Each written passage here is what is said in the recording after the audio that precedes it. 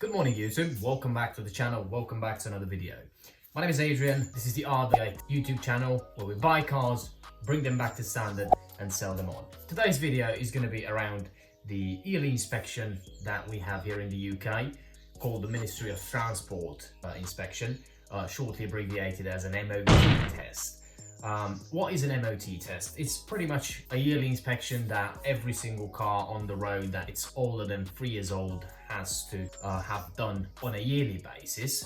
The test is aimed to determine whether your vehicle is in a roadworthy state and whether it's safe to be driven on public roads. Now, our guinea pig today is going to be our trusty high mileage BMW E60. We got 181,000 miles on this car, and it's the perfect example to be carrying out a test on, as this still has some bits and pieces that need addressing and will be a failure at MOT, which gives us a great opportunity to show you what to look for before taking your car to the MOT.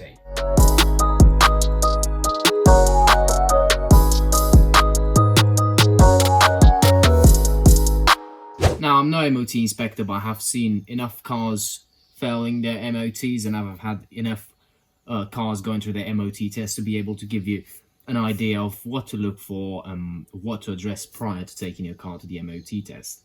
We're going to be starting with the interior. The first thing that we're going to be looking at is the view of the road and whether the driver's vision of the road it's clear. Now, your vision may be obscured by several things. It could be a crack in the windshield, it could be stuff hanging off your rear view mirror. I've actually had cars failing their MOT test because of stuff hanging from the rear view mirror. So if you're an East European like myself that likes to hang his air fresheners and various religious objects from his rear view mirror, please do ensure you remove that before you go to the MOT test, as the tester will definitely not like that, and you may get an advisory for that, or you may actually get a fail. I've had that cars failed for that, so be mindful of that. You will also need to make sure that your windshield is somewhat clean, and doesn't have any bird shit on it, or bugs or anything like that, as that may present an advisory on your test.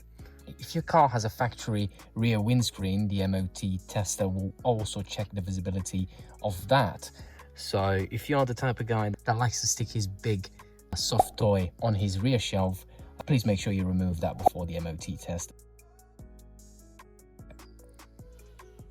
Next thing that you're going to want to check before you take your car for the MOT is that all your lights turn on and subsequently turn off when you put the ignition on. Now, the main lights that we're going to be looking for is the ABS light and the airbag light. You're going to want to make sure that those lights turn on and then go off after the car has carried out its initial check. So the days of you being able to take the dashboard apart and masking the ABS light or the airbag light in order to pass the MOT are kind of gone, as testers these days, they check for the light to illuminate and then go off after the car has checked for errors. You'll also need to make sure that you don't have any lights or errors indicating failure with your light bulbs, as that is also part of the check, and any other lights indicating any failure or worn out components with your braking system. Contrary to popular belief, a check engine light will not fail your MOT. However, it may be put on as an advisory on your test certificate. Next thing that you're going to want to check in the interior is your seatbelt. What you need to be looking for is the general condition of the seatbelt. Look for scuffs, cuts, or anything like that that may compromise the integrity of your seatbelt. Pull it all the way out and check the whole seatbelt travel for any damage. Also check whether the seatbelt actually locks when braking. You do that by simply pulling onto the seatbelt and it should lock out. Inspect your seatbelt buckle, make sure that that doesn't have any signs of damage or has not been deployed.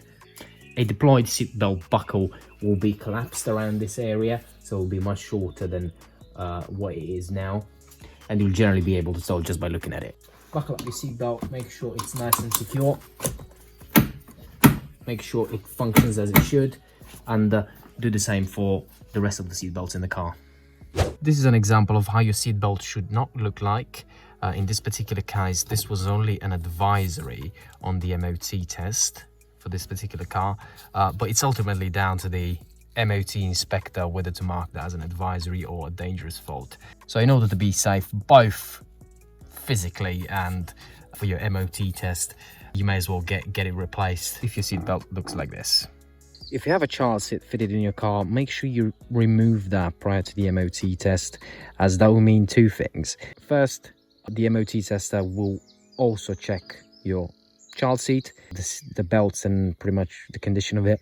So it's an additional check that you don't really want, and he's also not going to be able to check the actual seat belt of the car and its condition, and that will mean an advisory on its certificate. Next thing that you're going to want to check is your number plates. This must be of the correct specification and must meet all the DVLA requirements. So the font has to be of the correct size and color. The spacing of the letters must be the correct one. You can find that on the DVLA website. I'm going to attach a link on the video description that tells you what the specifications for the number plates are. This is the number plate that we have fitted on this particular car. I'll drop a quick challenge for you here. This is an illegal number plate, and I'd like to see whether you can spot why. So drop in the comments why you think this number plate is actually illegal. I'll start by saying that the spacing is actually correct, the font is correct, everything is as it should. It's not misspaced, and by misspaced I mean oftentimes you'll see people driving around with a space between the letter and the number, or between one of the three letters at the end of the number plate. That is definitely an illegal display of a number plate, and it can mean not only an MOT failure, but it can also mean an actual fine if you get caught by the police driving around like that. A lot of people get away with it. I got away with it with other cars, but in this particular number plate we are looking at something different that a lot of people are not actually aware of. So drop in the comments why you think this number plate is illegal. I will let you know at the end of the video why this is the case. Another thing that you want to look for when checking the number plates is that there is no cracks, there is no oxidation or anything that will prevent anybody from reading your number plate. So look out for cracks in the actual plastic or anything that makes your number plate hard to read and decipher. Next thing that we're going to want to check is whether your exterior lights work on your car. You're going to want to make sure that every single light bulb and every single light around your car works before taking your car to the MOT. So that includes side lights, dip beams, front fog lights, rear fog lights, high beams and indicator signals. So hazard lights and full beams. You're going to want to make sure that you check every corner of the car so that the front, rear, offside and near side lights work as they should. When checking the exterior lights, make sure you also check the side indicator lights. They are commonly placed on your fender or on your wing mirrors. Make sure that they work as intended and that they are in sync with the other indicator lights around the car. Also, look out for the number plate lights. Make sure that they are working and that they illuminate the number plate correctly, as that may mean either a failure or an advisory on your MOT certificate. I have had cars in the past failing for the alignment of the headlights. Unfortunately, there's not much we can do about that before the MOT test, as they use special equipment to check the alignment of the headlights. However, we can have a look at the headlights and see whether they're crooked or anything like that, whether the aim of the headlights are visibly different, and whether we can adjust them prior to the MOT test. Next thing that we're going to want to check is your windscreen wipers. Make sure that they are in a good condition, they're not ripped, and that they clean the windscreen correctly. Also, your windscreen jet washers, make sure that they work, and make sure that you have enough liquid in there before taking your car to the MOT. I've actually had cars failing their MOT for not having enough washer fluid. Under the bonnet, the only things that you can actually check for are the most obvious ones. So you will have to check your oil level. You will have to check pretty much the general sort of condition of the engine bay. Make sure that you don't have excessive oil leaks or any sort of major oil leak that could drip on the road and present a danger to the public, if you like. You may get some form of advisory if you have an engine cover and underbelly cover. I have that on pretty much 80% of the cars that I get MOT'd. There oftentimes will be an advisory fact that the car has an engine cover and an under tray fitted, not allowing the MOT inspector to actually inspect the engine. So as I said before, they're not allowed to actually remove any component of your car during the inspection. So if you do have the engine cover fitted or the under tray, there's pretty much nothing that they can look at. So oftentimes that will show on your MOT certificate. You're also going to want to look for split hoses or any issues with the pipes in the engine bay, your wiring looms. Make sure that there's no visible damage to any of these components. Also make sure that you don't have any excessive coolant leaks that again may leak on the road and present a danger to the public. So pretty much just inspect the engine bay, look at the hoses, look at the coolant lines, look at the wiring looms, look at the ABS lines and all that sort of thing. Your power steering reservoir, your brake fluid reservoir. Make sure that you don't have any leaks around the engine bay. Now that we have inspected the general sort of things around the car, what you want to do is have a quick walk around the car. Make sure you don't have any sharp edges around the car that could cut somebody or present a danger to anyone. Look out for rusted panels, as those oftentimes are quite sharp and may present as an advisory or even a fail on your MOT certificate. Look around for any damage that may jeopardize the integrity and the structure of the car, such as rust, oxidation, or anything like that. Anything that's well, visible. What you need to be mindful of also is that the MOT tester will lift up your car on a lift, so you'll obviously have a better view of the car than you. But at home you can just sort of have a walk around the car and see whether there's anything that is compromising the structure of the car. Look at your mirrors, make sure that they're in good condition. For instance, this particular one has some oxidation at the bottom.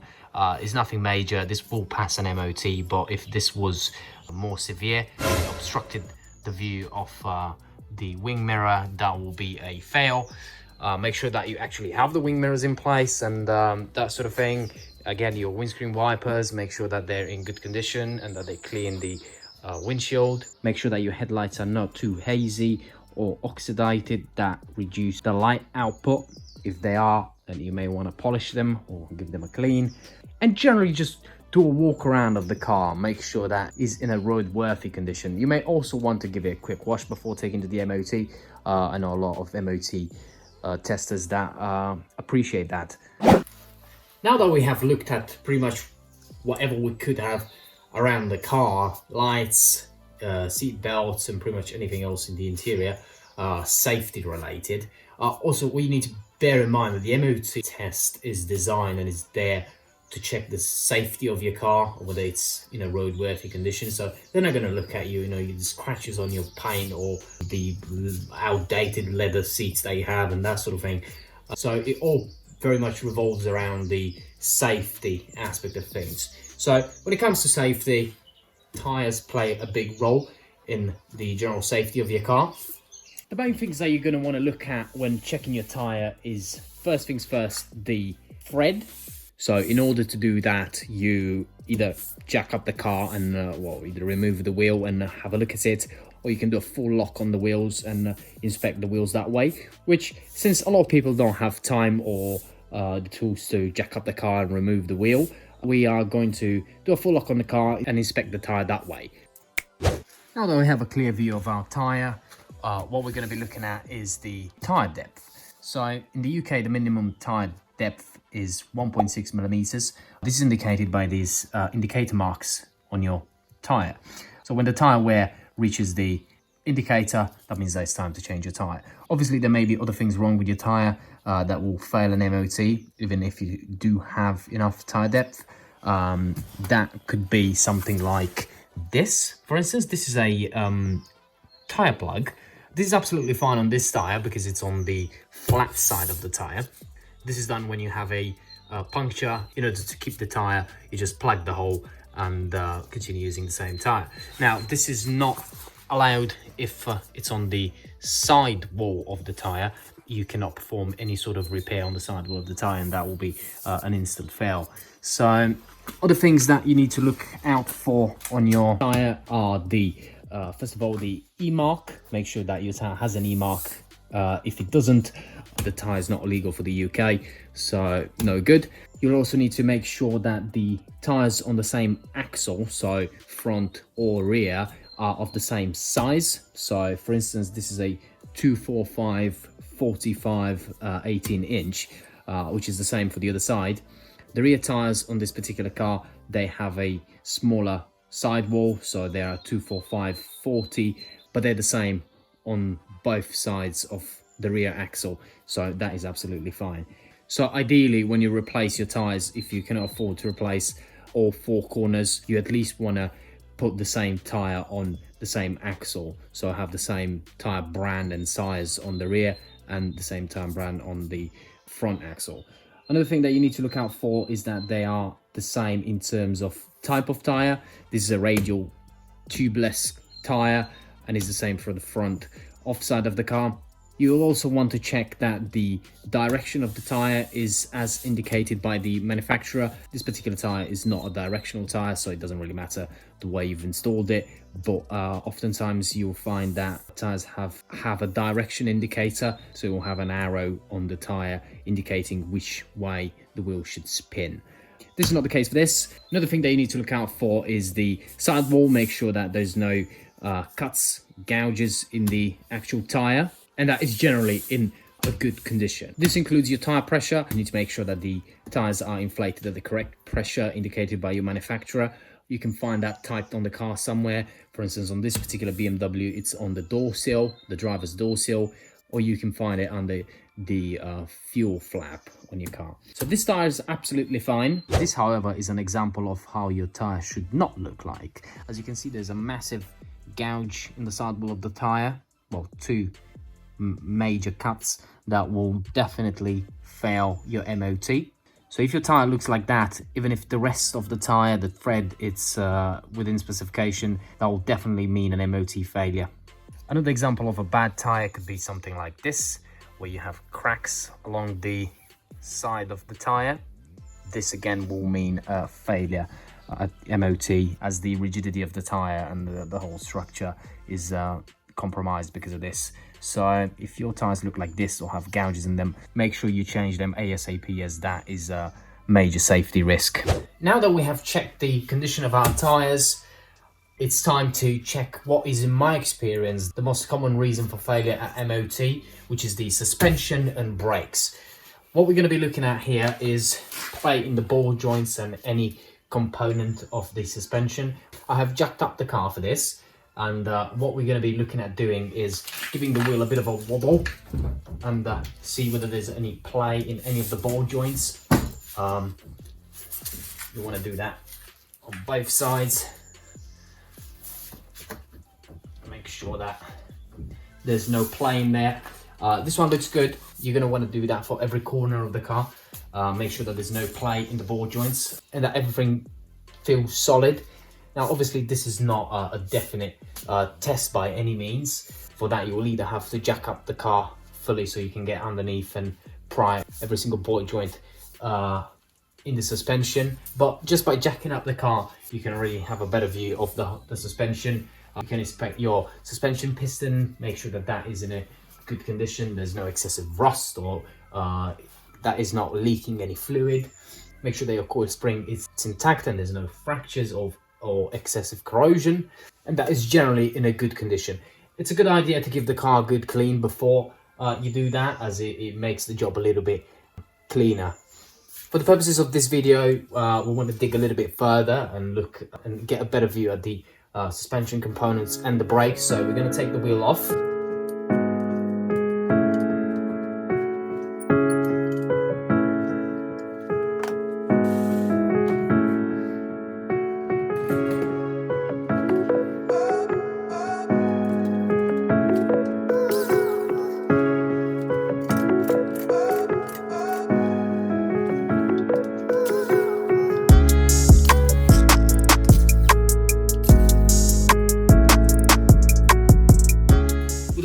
We now have a very good view of our brakes. This is your brake caliper and your brake disc. All we can do here really in terms of checking the brakes is just a visual inspection. So we do that by having a look at our brake pads, make sure that those are not excessively worn out. Usually we'll have an indicator on them, just a little metal clip that once they're too worn out will actually touch the brake disc and make a squeaky noise. In this particular car, it's an electronic pad wear indicator, so the brake pad plugs into a connector that then gives you an error in the dashboard when the pad it's worn out. It's absolutely fine in this particular car. With regards to the brake disc, that is absolutely fine as well. In our case, what you need to look at is the lip on the side of the brake disc. Make sure that the lip is not too deep. Also look out for any contamination, anything that may indicate an issue with your brake rotor. Things you could look out for is overheating marks or warping marks or anything like that. This looks absolutely fine. It's just very dirty. I'm going to be cleaning up with some brake cleaner, and yeah, mainly look out for pad wear and brake disc wear. Also, in this particular car, this gives us a good opportunity to talk about that. We have wheel spacers. Now, from experience, I've had wheel spacers on many cars that I've had MOT'd several times, and they've never meant a failure for me. However, I've heard of people that have had their cars failed at MOT because of wheel spacers. So take that with a pinch of salt. I've never had any issues with them, but you may do at point of MOT. With regards to suspension, mainly look out for the control arms. These are very prone to failure, especially on UK roads. Check the inner and outer ball joints. You do that just by moving it about. Make sure that there's no excessive play. Also your drop links, make sure that those don't have excessive play. These are harder to spot whether there's anything wrong with them. Oftentimes you'll only be able to tell whether these are gone by the knocking sound that they make when you drive over bumps.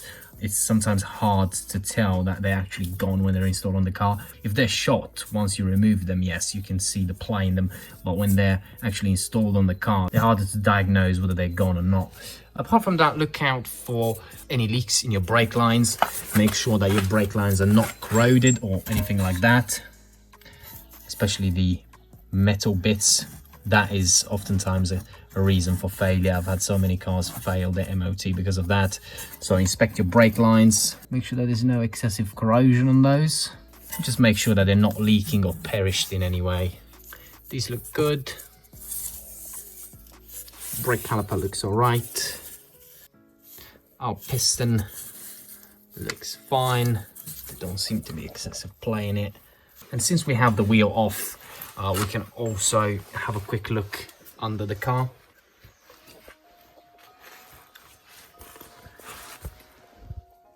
Make sure that there's nothing major going on. We have a cover missing down there, which is absolutely fine, and we seem to be having a bit of a leak by the gearbox, but that will not mean an MOT failure. Also inspect the exhaust, make sure that there's no holes in it or anything like that. You can also inspect the wheels on the inside, make sure that there's no cracks in them. I have had cars failing. Actually, this specific car failed its last MOT because of a crack in one of the rims. So I had to have all 4 wheels replaced because I couldn't find one wheel to match the set. So look out for that as well. Look out for the tire wear on the inside of the tire. That sometimes is difficult to see, especially on the rear axle, because you can't turn the wheels. So have a look at that as well, as sometimes you may get an uneven wear, and the tire on the outside may look absolutely fine, but it will be completely shot on the inside. So be wary of that as well. And apart from that, there's not really much we can look at underneath the car. Obviously at MOT, your car will be jacked up on a ramp. They'll wobble the car about, and they'll be able to see whether there's any play in any of the ball joints that you may not be able to see just by visually inspecting it, or even if you were to stick a pry by one of the ball joints and sort of play about with them. It's sometimes there may sometimes be wear in ball joints or any suspension component that that you won't see unless you're putting it around, wobble the car about, and you see that the movement in the suspension is not what it should be. But this gives you a very good idea of what to look for. And normally, if something is completely shot, you'll be able to tell just by looking at it. So let's stick the wheel back on now. Now, back to the little challenge that I've given you earlier on in the video with regards to the number plates and why these are illegal. Another thing that MOT testers, and it's actually law in the UK, on your number plate you must also display the company and the body that has actually issued the number plate. So that usually will sit here. I actually have my wife's name here, which is definitely not who manufactured and issued the number plate. So this is why this number plate is actually illegal. This particular plate has been on several cars that have passed MOTs throughout the years. So I've never had a car failing its MOT because of having this plate on.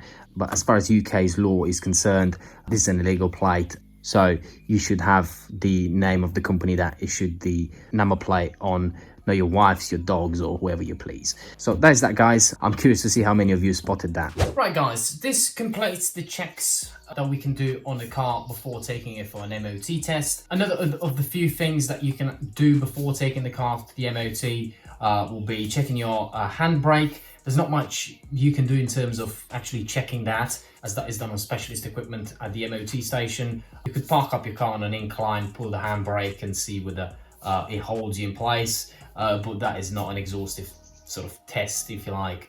Apart from that, you also want to have a look at your spare wheel area. Make sure that your spare wheel is in a good condition, make sure that it's inflated, make sure that the tire has enough tread depth on it, and that is roadworthy if you ever were to use it. Another aspect of the MOT testing in the UK is the emissions test. That is a separate test in itself. The MOT tester will test your emissions. Do that by attaching a sensor to your tailpipe and revving the engine. Again, there's not much you can do about that. All I would recommend you do is make sure that your EGR valve is working correctly if you have a diesel car. As well as your DPF, make sure that it's in place.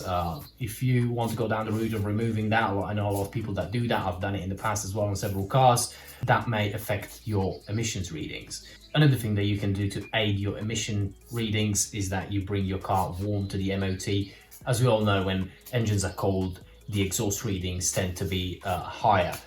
Now, also smoke may not necessarily be an indication or a correct indication of your emission readings. You may have smoke coming out of your tailpipe, but your emission readings could be absolutely fine, or you may not have any form of smoke coming out of your tailpipe, but you may still fail your emissions test. So again, there's not much you can do about that, but if you check your EGR valve and DPF, if you have a diesel car and on a petrol engine, make sure that your spark plugs are working correctly, make sure that you don't have any vacuum leaks or air pressure leaks on a turbo car, as that may affect readings as well. Make sure you don't have any exhaust leaks and anything like that, and you normally should be all right.